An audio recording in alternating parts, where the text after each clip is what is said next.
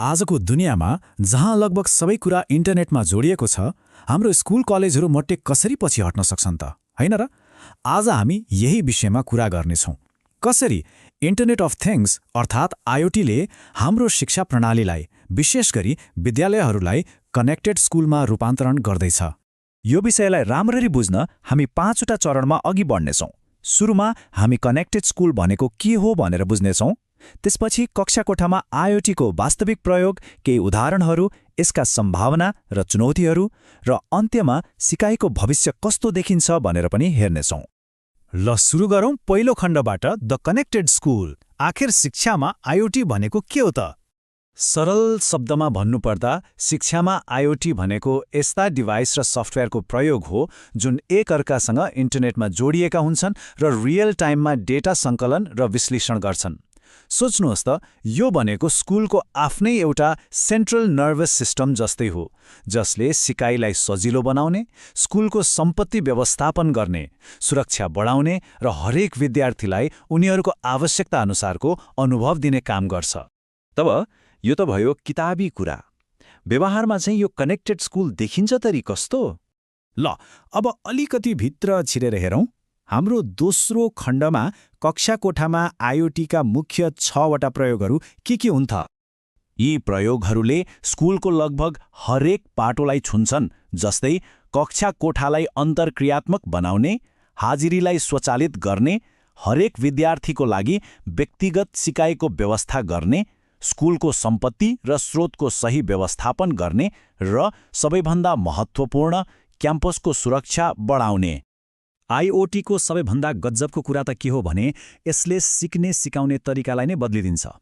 Smart whiteboard र ट्याब्लेटहरूले कक्षालाई जीवन्त बनाउँछन् अनि विद्यार्थीको प्रदर्शनको डेटा रियल टाइममा विश्लेषण गरेर कुन विद्यार्थीलाई कहानी र सहयोग चाहिन्छ भनेर पत्ता लगाई उनीहरूको लागि छुट्टै सिकाइ मार्ग तयार गर्न मद्दत गर्छ। अब सिकाइ बाहेक स्कुलमा हुने प्रशासनिक कामहरूको झन्झट पनि त छ नि, होइन र? आईओटीले त्यसलाई पनि सजिलो बनाइदिन्छ। आइडी कार्ड स्क्यानरले हाजिरी लिने कामलाई स्वचालित बनाउँछ। त्यस्तै स्कुलका उपकरणहरू कहाँ छन् भनेर ट्र्याक गर्नेदेखि लिएर अनावश्यक बिजुली बत्ती निभाएर ऊर्जा बचत गर्ने सम्मका कामहरू यसले आफै गर्छ। यसले समय र पैसा दुवैको बचत गर्यो। सुरक्षा त झनै महत्त्वपूर्ण कुरा भयो। आरएफआइडी ट्यागहरू सानो वायरलेस स्टिकर जस्तै सोच्नुहोस्। यसले ल्यापटपदेखि लाइब्रेरीको किताबसम्म सबै कुराको ख्याल राख्छ। त्यस्तै स्मार्ट क्यामेरा र एक्सेस कन्ट्रोल सिस्टमले क्याम्पसलाई सुरक्षित राख्न ठूलो भूमिका खेल्छन्।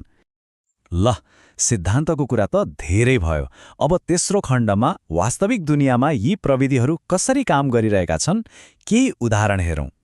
एउटा एकदमै राम्रो उदाहरण हो चीनको डोङगुआन युनिभर्सिटी अफ टेक्नोलोजी। उनीहरूले हुवावेको आईओटी प्रविधि प्रयोग गरेर आफ्नो पुरै क्याम्पसलाई स्मार्ट क्लासरुममा बदलेका छन्। र परिणाम साँच्चै चकित पार्ने खालको छ। यो स्मार्ट प्रणाली लागू गरेपछि डिजियुटीले विद्यार्थीहरूको कक्षामा संलग्नता 62% बढेको रिपोर्ट गरेको छ। किनभने जब सिकाइ अन्तर्क्रियात्मक र व्यक्तिगत हुन्छ, विद्यार्थीहरू स्वतः नै बढी ध्यान दिन्छन्। अब अर्को उदाहरण हेरौँ जुन ठूलो स्तरको नभए पनि एकदमै शक्तिशाली छ। C pen reader 3। यो एउटा यस्तो स्मार्ट पेन हो जसले किताबको कुनै पनि लाइन स्क्यान गरेर त्यसलाई ठूलो स्वरमा पढिदिन्छ। यसले डिस्लेक्सिया जस्ता सिकाइ सम्बन्धी कठिनाइ भएका विद्यार्थीहरू र नयाँ भाषा सिक्नेहरूलाई निकै ठूलो मद्दत गर्छ। अनि सुरक्षाको कुरा गर्दा न्युयोर्कको केनेडी हाई स्कुलमा प्रयोग भएको रोनिन प्रणालीलाई हेर्नुहोस्। यो सिस्टमले बन्दुक जस्ता खतराहरूलाई बिना कुनै झन्झटिलो चेकिङ टाढैबाट पत्ता लगाउन सक्छ। यसले क्याम्पसलाई कति धेरै सुरक्षित बनायो होला सोच्नुहोस् त। ल यी उदाहरणहरूले त हामीलाई उत्साहित बनायो, तर हरेक प्रविधिको दुई पाटा हुन्छन्। अब हाम्रो चौथो खण्डमा यसका सम्भावना र चुनौती दुवैलाई निहालेर हेरौँ। एकातिर आईओटीले ल्याउने फाइदाहरू त छँदैछन्, जस्तै राम्रो सहकार्य, उच्च दक्षता र उत्कृष्ट सिकाइ। तर अर्कोतिर केही गम्भीर चुनौतीहरू पनि छन्, जस्तै यसलाई लागू गर्न लाग्ने चर्को खर्च, विद्यार्थीहरूको डेटा सुरक्षाको जोखिम, कमजोर इन्टरनेट पूर्वाधार र कहिलेकाहीँ नयाँ प्रविधिप्रति शिक्षकहरूको प्रतिरोध। तर राम्रो कुरा के हो भने हरेक चुनौतीको समाधान पनि हुन्छ। खर्च कम गर्न क्लाउड र ओपन सोर्स सफ्टवेयर प्रयोग गर्न सकिन्छ। डेटा सुरक्षाको लागि एन्ड टु एन्ड इन्क्रिप्सन जस्ता बलियो प्रविधि छन्। इन्टरनेट नभएका ठाउँमा स्याटेलाइट इन्टरनेट वा स्थानीय सर्भर राख्न सकिन्छ र शिक्षकहरूलाई उचित तालिम दिएर यो परिवर्तनलाई सहज बनाउन सकिन्छ। अब वर्तमानको कुरा त भयो, हाम्रो अन्तिम खण्डमा भविष्यतिर हेरौँ। सिकाइको भविष्य कस्तो होला त? यो क्षेत्र कति तीव्र गतिमा बढ्दैछ भन्ने कुरा यो आँकडाले देखाउँछ। सन् 2034सम्ममा शिक्षामा आइओटीको विश्वव्यापी बजार 92 अरब डलर पुग्ने अनुमान छ। सोच्नुहोस् त, कति ठूलो लगानी। त्यसो भए यो वृद्धि कहाँबाट आउँदैछ त? सबैभन्दा ठूलो हिस्सा छ K-12 स्कुलहरूको, अर्थात् कक्षा 12सम्मका विद्यालयहरूको। त्यसपछि उच्च शिक्षा र कर्पोरेट तालिम दिने संस्थाहरूको पालो आउँछ। अनि यो सबै वृद्धि कुन प्रविधिको भरमा भइरहेको छ? यसको इन्जिन भनेको क्लाउड कम्प्युटिङ हो, जुन सबैभन्दा अगाडि छ। त्यसलाई आर्टिफिशियल इन्टेलिजेन्स र बिग डेटा जस्ता प्रविधिहरूले साथ दिइरहेका छन्। त्यसो भए यो सबै छलफलको सार के हो त?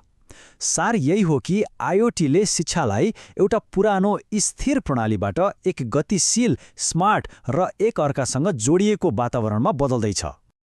तर यसले हामीलाई एउटा गहिरो प्रश्न सोच्न बाध्य बनाउँछ। जब हाम्रा स्कुलहरू यसरी स्मार्ट बन्दै जान्छन्, के हामी हाम्रा विद्यार्थीहरूलाई साँच्चै बुद्धिमान बनाउन सकिरहेका छौँ त?